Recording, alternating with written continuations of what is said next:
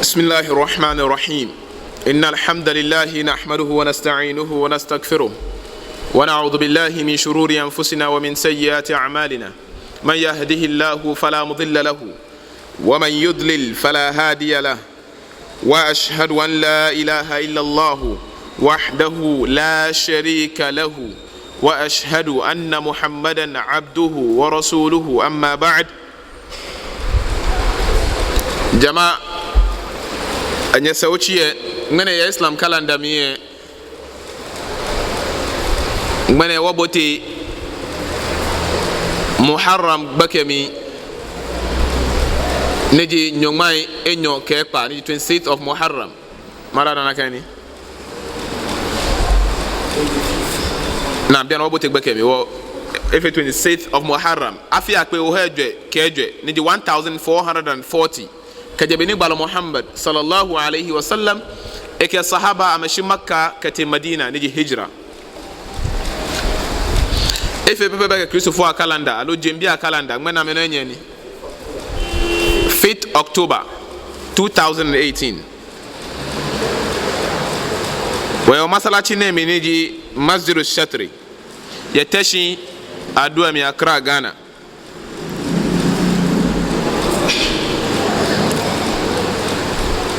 nyese ochie nyoke mba nyese ochie wakane kajehini malan keye wulunem na talakeshin al-usul thalatha ne al-sheikh al-mujaddid Muhammad bin Abdul Wahhab imami هني إكياكشي اعلم رحمك الله أنه يجب على كل مسلم ومسلمة تعلم ثلاث هذه المسائل والعمل بهن إكيالي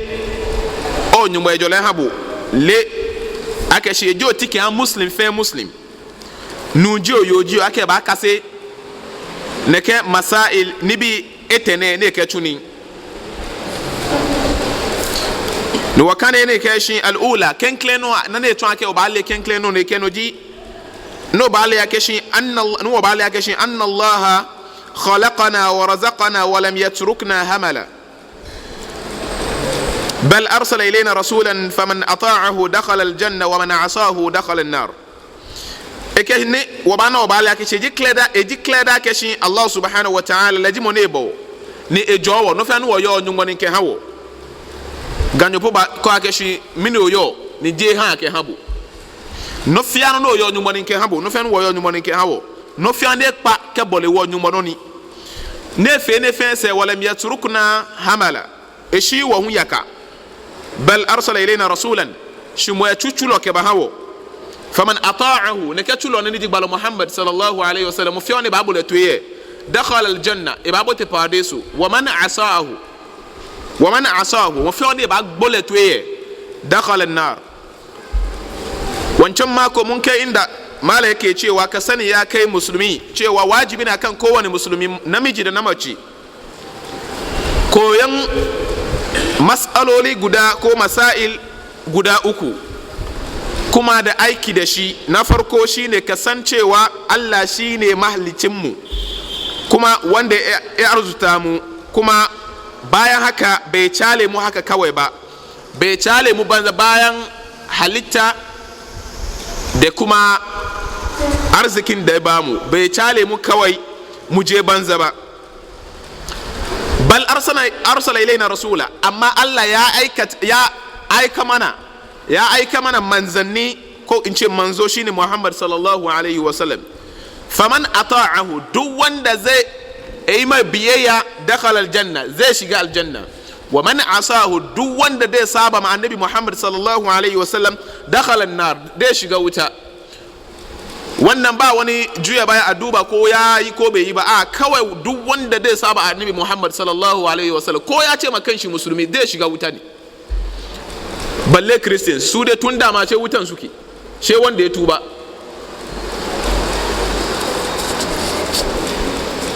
ni malan kene ke yemo ne yiwo ne wa dalilu qawluhu ta'ala yemo eno mi maji yemo ni ngwa wiye qur'ana mi ne ka kashi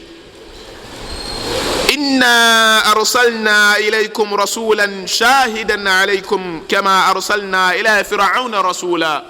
فعصى فرعون الرسول فأخذناه أخذا وبيلا dalila ji hedin nyumbo kaka shi e declare ka shi watu chulo ke banyango ni di al umma anabi Muhammad sallallahu alaihi wasallam shahidan alaikum e baye odase yenyeno kama arsalna ila fir'auna rasula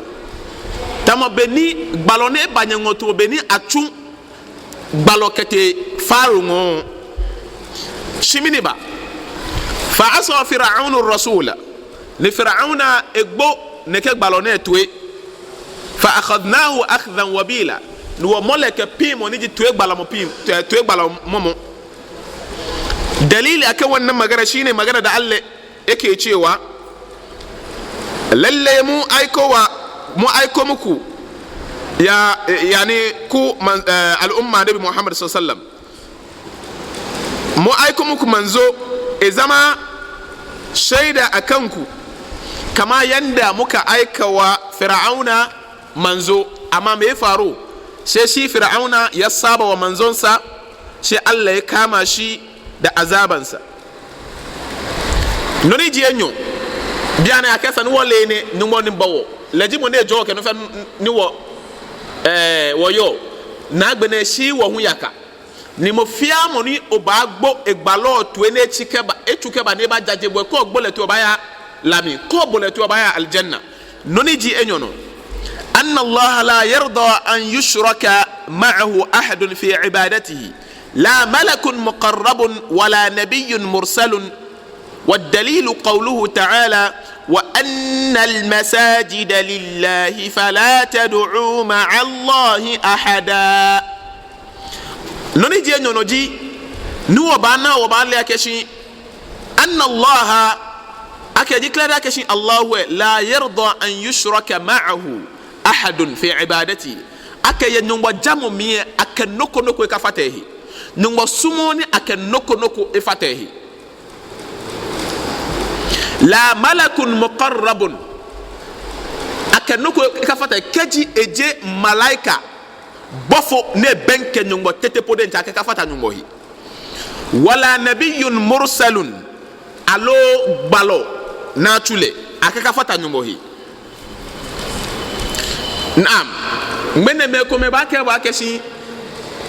abeleje aljanni ne ke tuwani le ake menele ke ruhani tuwani moni ke aljanni tuwani mushriki ni kafiri ni original one e ba shi muslim se ba ame jinni se ne muslims ni kafiri jibo ko ba shi mene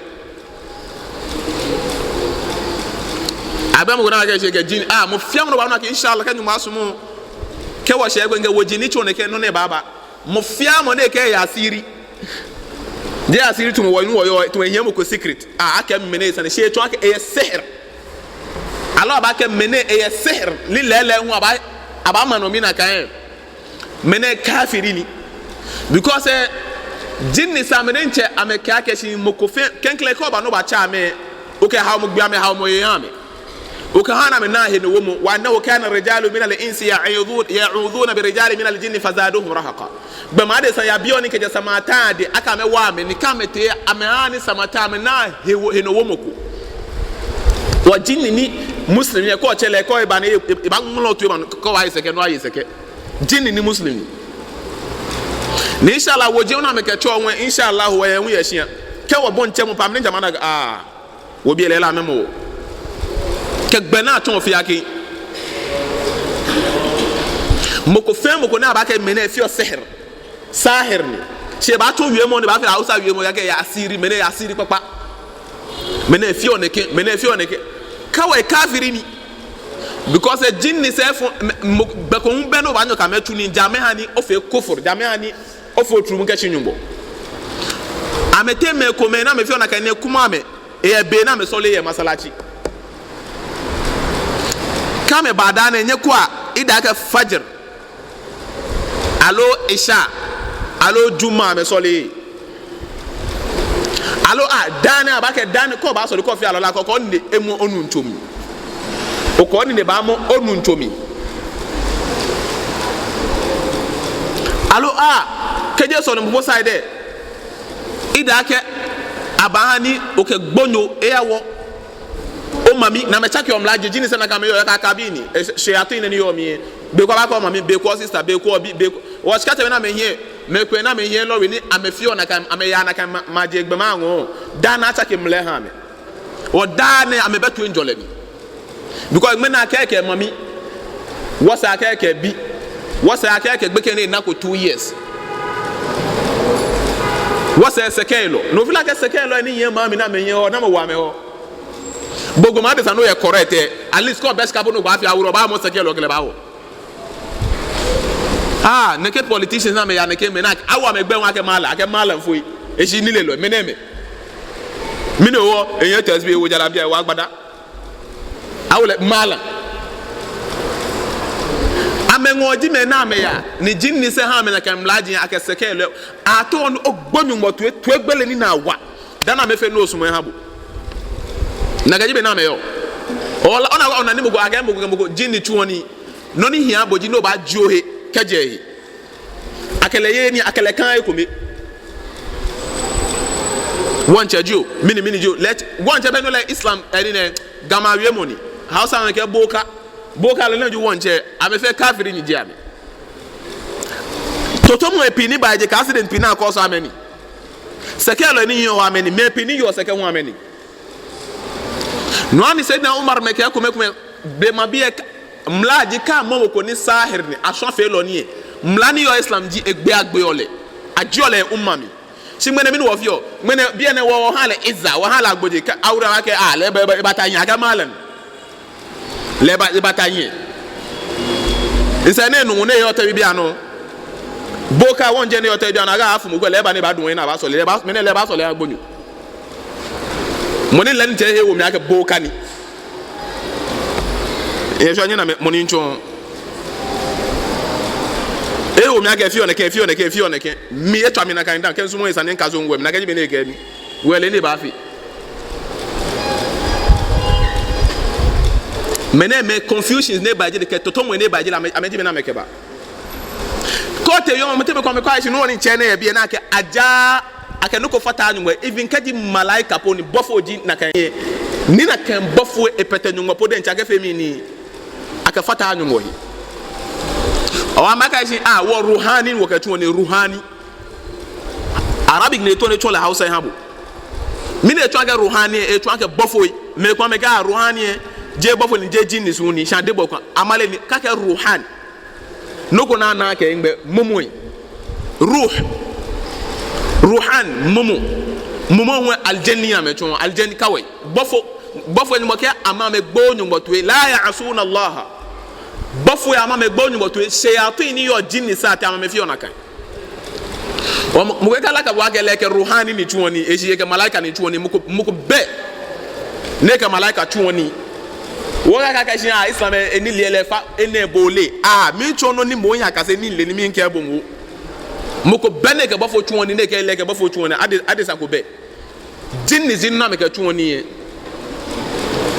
na kan jinni na kan bafo podente ke bafo tete podente achele ajale abile ni numwajimo na aja numwajimo na abiole ni numwajimo na ke hie fun enu wala nabi na kan no aja agbalo to yen no te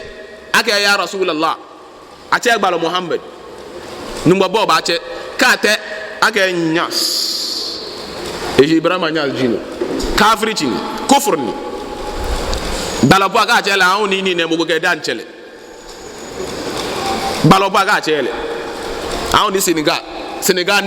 niga to benu mala funyo ko ke taqiyuddin al-hilali ya ewolo minaka ka al-hadiyatu al-hadiya ila tariqatu tijaniya e ga meneme 419 naja 419 bame amaji mena meke neke totomo ene ba ne pia amaji mena meke ba balopo de ncha ka fata no boy والدليل قوله تعالى دليل جن موي القران من كاكشي وأن المساجد لله فلا تدعوا مع الله أحدا المكاشي وأن المساجد إجي كلا كشي هفيا هنا جانو بوي نجي كنكلين نوني جينو هفيا هنا كجانو بو نجي نكن وكماشين وكجانو بو ke wo hincho ke wo ni ne wona kuchiana ke wo na jinu ke ja ni mo fia ke nyumo no ni nyumo pa akafio ha akafio jamwe ha fala tad'u ma Allah ahada wa akachemu ko kafata nyumo he kene ke maje ni bi ne aja mo ko conclude e masala chi mi nyumo pa aja na kanu he una ke ja nyumo pa ke ja e shi gbo ma de sanko ba na ba ko to shi hale aba fe kneel down ke han gbo ma de sanko bomade sa ko ba na ba fe bow down kan bomade sa to me ni wo bi e ko me fi o bi e me ni je nu wa ke ba ngan gege je ni mo ta shi sa na gbe shi na ngale ene kufur kai ne ke ko fe on to ne ke ga ja ni mo ken no ni o fe ne ke assalamu alaikum be me kan am so na me fe ne ke sha me bi o ne ke amedo mo shi ke ga me pam ame ka me to fi ba e do ento ile na ka ne do ento hal islam na ka na mugo ba ngale manjeju mpju assalamu alaikum gam to gon ne ba hale ado mi afi no go akoto shi hale man bi ego ma ga mo amekoto shi hu ga mo ayena ga hu aga mo go na ne koto je ke mo e ka go aga te shi o te shi e ta shi ye je ni no le ba twale nje gbe na ga juish na ga neke he ne fe ka fe ko chemu ko nyumo pa ga cho nyumo pa ga ja ono ni gbe kan bia ya school ni aya cho ame ya school wala ga shomoni je shomoni ona ga ha ko na me fe sujud tankwondo bia me fe oruku tankwondo ka me ekpe taekwondo ju mi ni ne ga me fe o ka me fe ruku ya me shirkan school bia wa na me fe o nege good morning sir. Good morning, madam. Good morning, class. Kana me fene ke reza sa to ame. Ene fe afi ha mo go fe nyumbo pe. Ni ko bi ya school ya kafiri jan school ba gala ga afi kafi. Wala ja me gumetu mo wo be no wo JSZ den wo ye wo se go mo. No go be no ba ke wo. Ghana mle mo ba ke wo ja wo fi wo ja mo. Wo ka afi a draw mi na ka nu ya do mi. Okay, what bo obi akoko bega bi apia ne no ju problem bega bi apia na ka jibe ninka mugo wi nsane nke wallahi nyancho bega bi Qur'ani kan kan Qur'an huruf shamele Islam amele akida Islam wallahi ene different go be mi mo ne tashi ne shele wi e ka mo ne tashi ne shele ka mo ne ba ne fi na ka Qur'an ni ka se mo different go be amemi e ka mo ne shele wi wo ngene wana pi na kan egbe Qur'an kan ne wona shele wi ona ga mnami esa ni kwa gbae na e ya shele wi loji bia na woni wo kamala fu eyo aka nyede nchenyele akida Islam akida nyele Qur'an egbe mo jino nyele nyeta shinye kase wonye kase nyeke na kan no nyele nchon gbe ke bie na me ho me laje mo no ne nyamo ko ba ngo imam ko ne ba fe khutba ne khutba ne ya fe on education ne ke tawoni mahale lines e ka no ni gba na bia na eji sani musu se wona wo hospital wona wo bank or schools nke school e obomodin bank e ho obomodin hospital obomodin shama ke bu secret ko no wole okay musu se wona wo school bona fe musu se be I remember Islam school Muslim school na kajibe ne yo shama ke were different between Islamic school ke Muslim school eno shishi ni ke ona Islamic school noji school na ma janyo mlano ke atoma science mini no fa na aton Qur'ani hadith fa na aton based on benimi ni nyongom lake atade wo mi ni yeli mi be se na afio ni ha beni nyongo ke beni gbalo ke ene Islamic school ni Muslim school no hunoji school ni muslim ma ni muslims ya ajeme ene Muslim school ni eji jen ngom lake tun ni ajeme school se pe ni mena ngma na ka jibi na eyole Muslim school ni je Islamic school ni ina ko Islamic school ko me ye Ghana ka ba shi bia ni yo apart from makaranta ni wo ya no le wala ke ka tele Qur'an ke ni na to makaranta je people de je Islamic ni no ta je Islamic je ngom la ke tun ni no ni ba ke bo na kan ke ake hijab ya Islam hijab no ha ke jo ntu kwa shuna ni no je hijab ne bo yo eketi oya ya mi emobu na agba na ana mi hu simeno no ba ko je Islamic school ni bega bia ame wona ke Roman fo hijab ne ko Roman fo no nta me ko no aloje na ga no ame wo enle nye bia no ina ko mpa ko jipotesh kene ko nye bia na ekule na kaji no jibe ne yole ko e was scared ne emu he bam and I get Islamic meaning what is Islamic about this? No ni je nyu large mo na atun esku no na atun e bia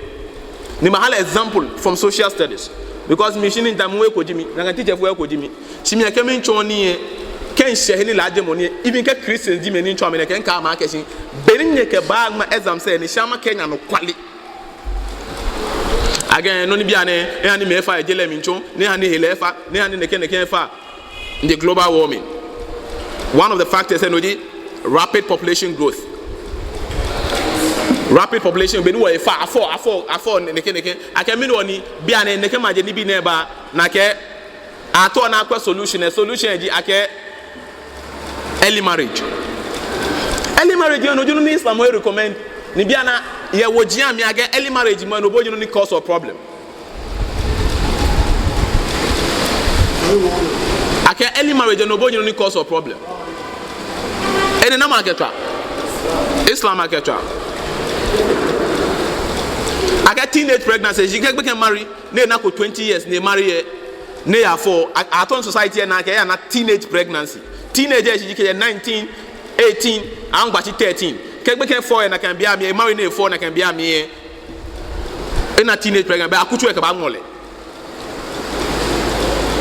sike efo ya jeme ninu ya abo adoma na efo po eje no ko ni kena 20 30 40 ni abo adoma na efo no leje no ko ni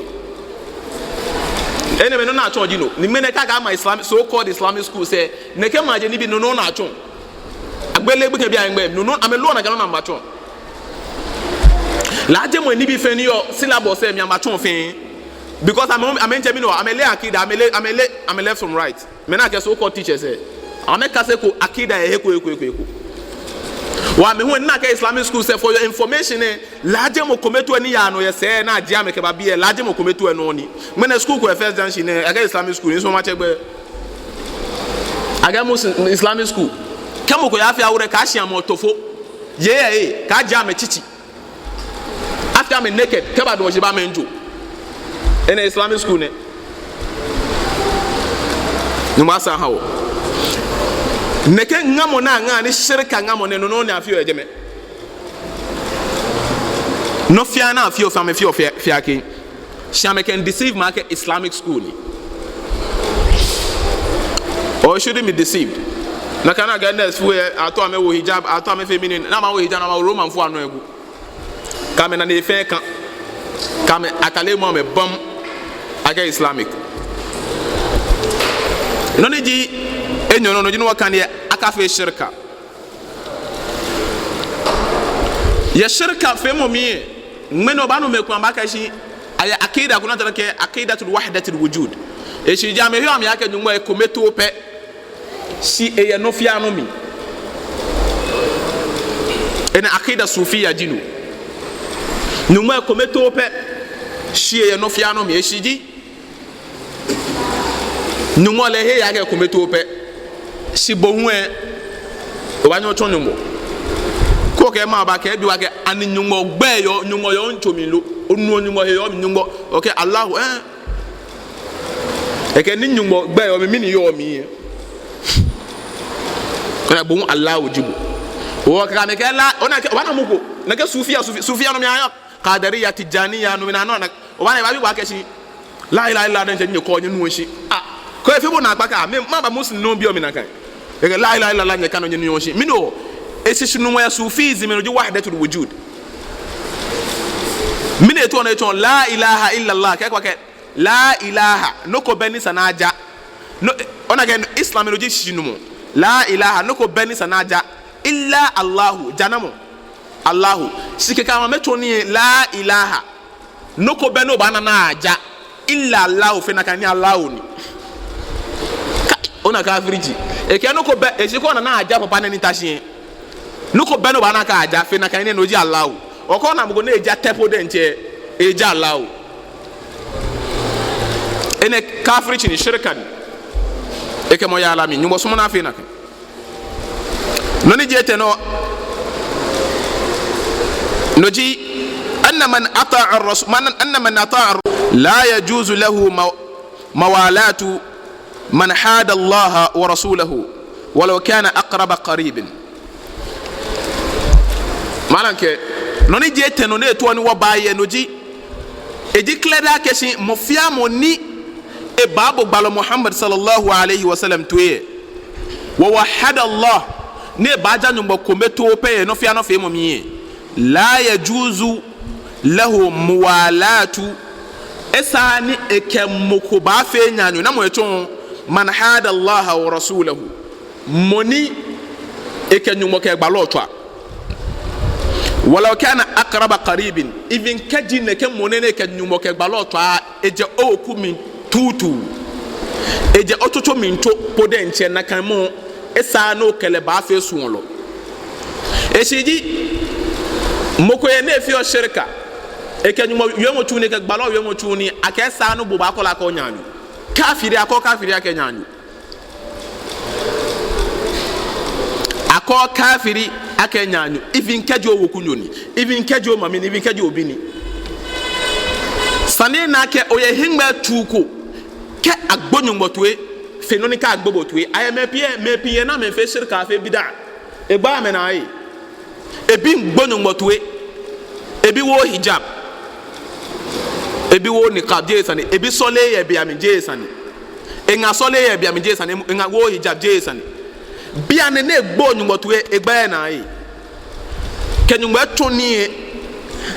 ke ka gben le den cha agboletwe nuele ke ka gben ba na imam wallahi ladan l'imam into mananye bugene egba na nikele wia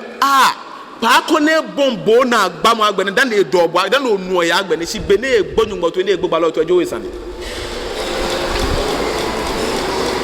na kanu menu ya wakuto na mejuo meni ntodan meni Christopher egba wona no ba cha metemo ko no ba gbala azan mi mpo hale bo ya azan mi akida mi la ilaha illallah muhammad rasulullah ya wo gbala mi echo ma ke ashimashi azan wo cho da no no shi no se besa no bi mi egba wona sigbini mo ke bo ba bon twa alo ko ba bon bo no ko fe mo no la agbene ka agbene ni ne onye ntu agbene si bia me na fi onyumbo fe egba wona be mi no ba shi me na me gbonyumbo to e mo ba shi wo ka me Allah subhanahu wa ta'ala ka shi لا تجد قوما يؤمنون بالله واليوم الآخر يوادون من حاد الله ورسوله ولو كانوا آباءهم أو أبناءهم أو إخوانهم أو عشيرتهم أولئك كتب في قلوبهم الإيمان وأيدهم بروح منه ويدخلهم جنات تجري من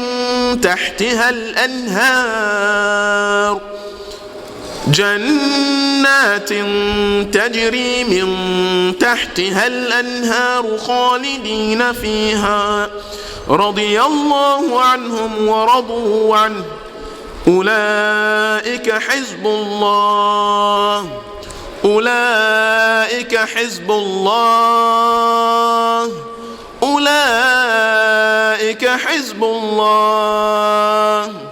ألا إن حزب الله هم المفلحون. Allah subhanahu wa ta'ala describe beni sahaba anabi Muhammad sallallahu alaihi wasallam bename yo wallahi ka sahaba ka de gbalo ka chula se moko beni to mame. Unfortunately mene wabana ya ka kabi ko me na me ka twa me shia meni ka amasola me yuso tege solio ame hu me ni ame ka me twa na me do ame fe mo fia mo di gbalo sahaba se sila me ga me mo sinzia after ne je sahaba gbalo ka se lo esile ke sahaba sahaba ni modente kanfo ame ya Qur'an ne ke ulaika hizbullah kanye ya NPP party National Democratic Party national mini NPP de New Patriotic Party Conventional People's Party numo ke ulaika hizbullah meneme ameji Allahu party mene men numo denche kuni numo denche ninke numo kashi onan ame la tajidu qauman onan me kome ni sahaba yu'minuna billahi wal yawmil akhir name hiyo Allahu ame hiyo wasana gbila ame yo yuwaduna man hada Allah wa rasulahu ni ame ke moni e ke nyongo ke gbalo to e afe nyanyu mo fi amone yo nyumo yo lele ke wasana gbila yo onan le ne ke kafiri mushriki boka e afe nyanyu walau kanu aba'ahum even kaji amecheme poji na kan me aw ikhwanahum even kaji amenyeme poji ame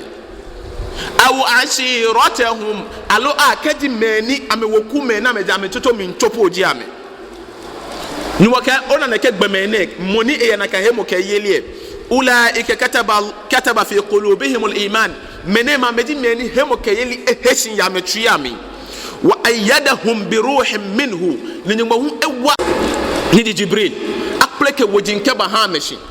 ni akafata meyemo ke yeli hame numo describe ni sahaba yole ha numo ke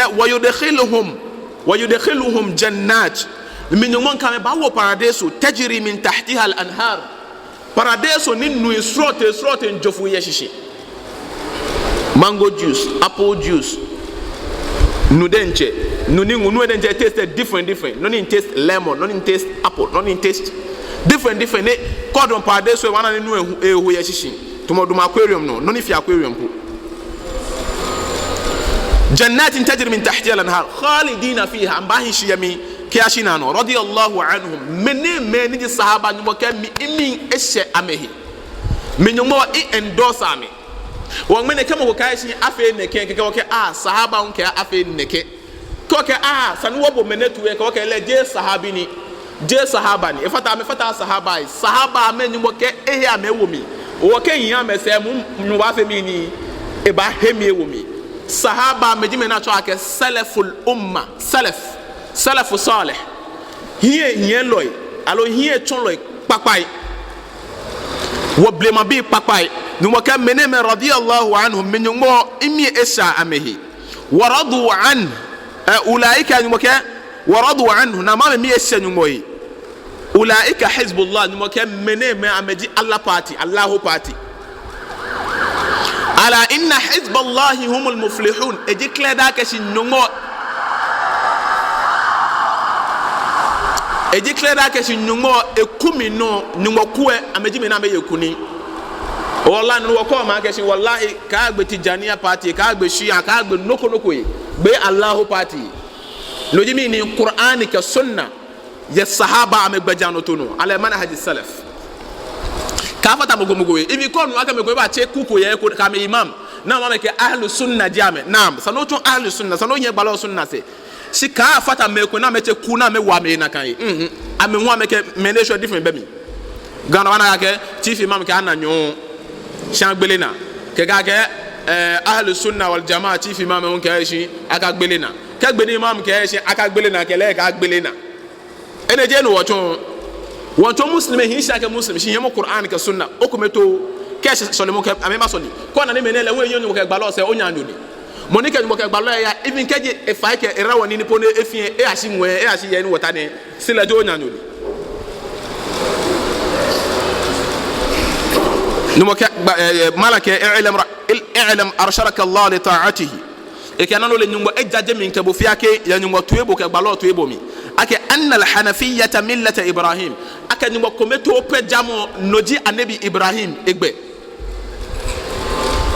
an ta'budu Allah mukhlishan lahu ad-din ake na janyu mo kometo pe naka janu ko ke fata ehe wa bidhalika amara Allah jami'a an-nas ene jino ni mo ke fangbe ma de san fiake aka ba janyu mo kometo pe wa khalaqahum laha nunu wali ngo bomi ke bu ajina abajana kan nyumo e kometo pe kama qala Allah ta'ala to wenyu mo wi Qur'an min wo fe wale na ka aya ka wono mo fiamu ka jeng mo bon sole mo le na ka aya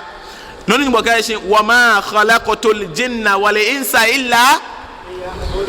liya'budun imbo samatan ke gbama de san ye noko e wo fe ne amebaja nyumbo e kometo pe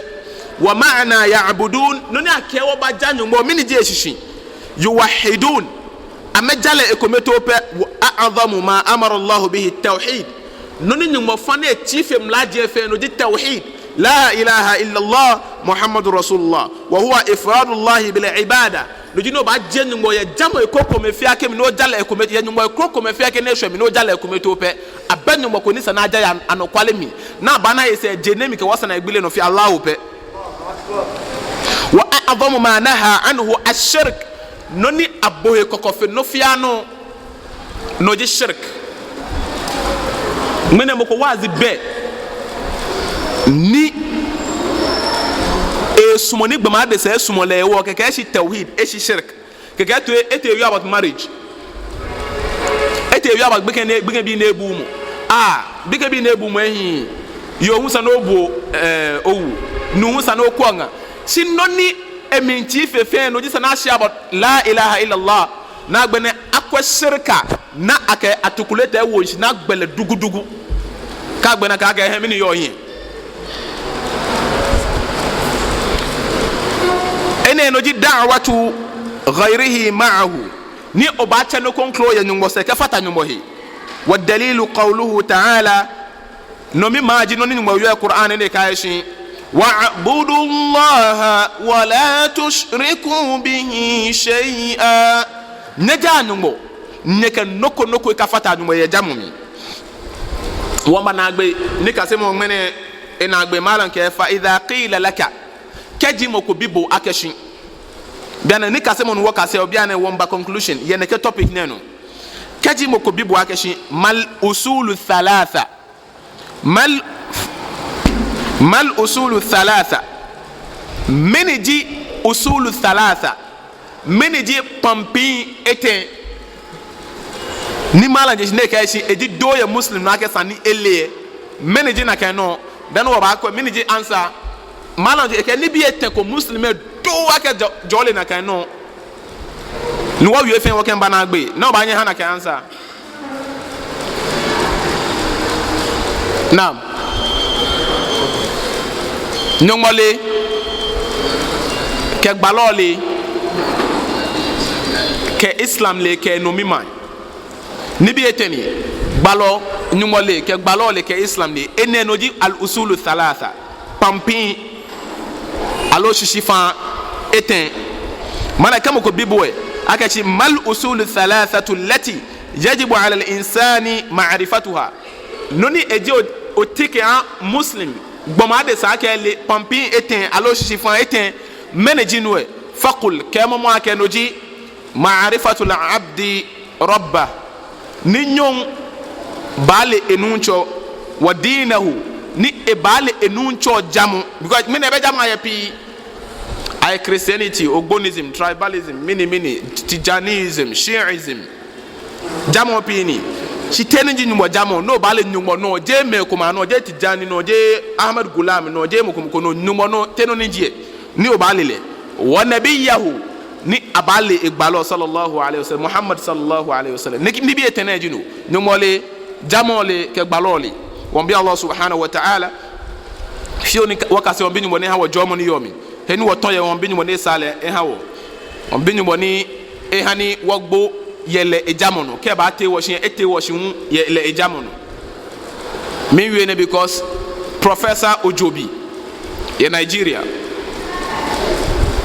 professor ne here PhD ete ke masters ete eke etuni ine bia ne like gbolo because na kan ni 2012 do 13 eke malam fe na kan no video eke efe jamo ekome eje ete na ne bani na Islam ni moni chon eke kaulaha Ibrahim Anyas yishia beneba Ibrahim Anyas te Nigeria ye kanwe eke kele yinshi ameshia Senegal kaulaha ele lojugba eke no ni wiye ne wiye fe gbe na Hausa na wiye de wiye fe gbe ne ke ama Allah ya Isa mo ne no Hausa ne lebe ma chon she gami si mo ne no Hausa no wiye mo ne wiye fe ke shin anyumbo to gami na kamake shin ame anyumbo eke mfe jamo ekume tedani bani na Islam eke mfe traditional religion wan jamo no mi atose mi ewo ni gbena ni te Christopher ajamo mi Christianity no ya to osofo wulu panapo yemi ekete ni ya fe Tijanism eke Ibrahim Anyas me ni molewo ni leke se mi kana ne ba na Islam jamo enye ni edwe shege bi nyimo ne ana egbo ye Islam eno buga me pin fe amejo jamo me fe Islam shi Tijanism me fi obi ane alo jamo konklo me fi o shi je nyumo no eke ne ona ehia ajo no eke dani efe na almost 20 years dani ebana Islam jamo ne egbena ne eke shi me ehia me anyumo me ni mo leke wona kan jamo na me kala ke no di Islam jamo ehia me anyumo la me wan waste time for good 20 years ne egbla wiridi ehia anyumo on bi Allah subhanahu wa ta'ala ani wole jamo wahino no wagboye no because what's na igbele ke ehe jamo ko enam ko mo what's na igbele no moni baba ke jamo ni je Islam jamo ni subhanakallahumma wa bihamdika ashhadu an la ilaha illa anta nastaghfiruka wa natubu ilayk wa sallallahu wa sallim wa barik ala muhammadin wa ala alihi wa sahbihi ajma'in subhana rabbika rabbil izzati amma yasifun wa salamun ala al mursalin walhamdulillahi rabbil alamin.